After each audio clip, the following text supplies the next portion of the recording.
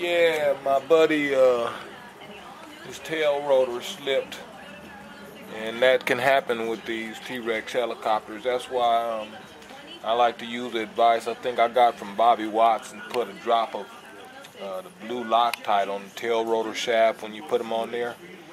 A couple of times mine came loose as well. Put a little Loctite on your grub screw. Now, another thing that I just noticed on this helicopter is that when I set a tail up, and you see how that one bounces back in place in normal mode, rate mode? Well, here's, see how it's not going back in place? So, we're going to put a carbon push shaft on his and find out what his other issues might be that might have came from the crash, why it's not moving freely anymore.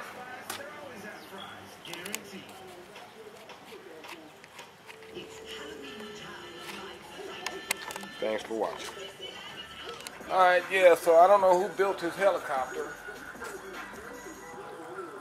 On my tail rotor shafts, I always put a drop of Loctite.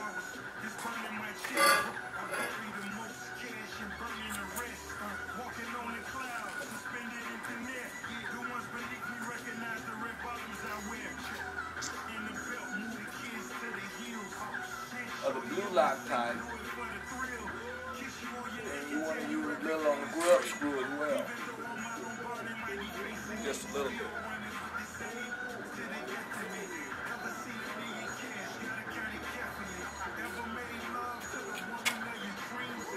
And then you want to make sure you get your grub screw right in the slot in the shaft. That's very important because a lot of times if that grub screw goes right down in that shaft, when it twists, it'll bind against the grub screw and lock in there. And I believe that you wouldn't need Loctite if you got that, if that was to happen. So, this is how you check and find out what's binding. First thing I'm noticing, they mounted the ball joint on the servo horn to the back side of the servo horn. And, they should have mounted it on the front side. Hey, y'all don't go to them hobby shops, man. Send it to me. This is a UMix 106 weekend.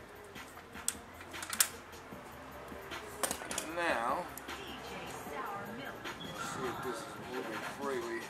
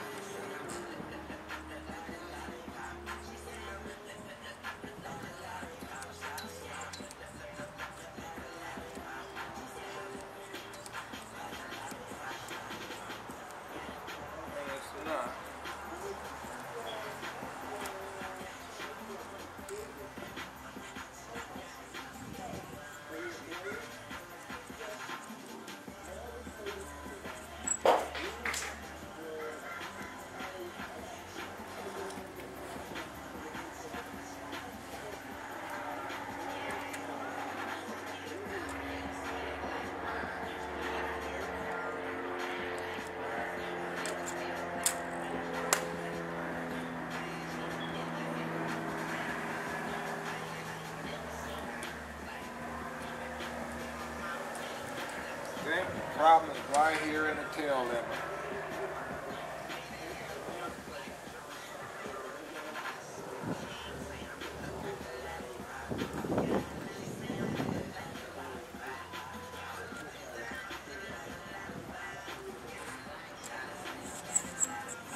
Yeah, that's moving freely there. There's no binding. There's no binding there. Grab that tail lever. That's where it stops. So let me see if I can fix that. I'll come back in a minute.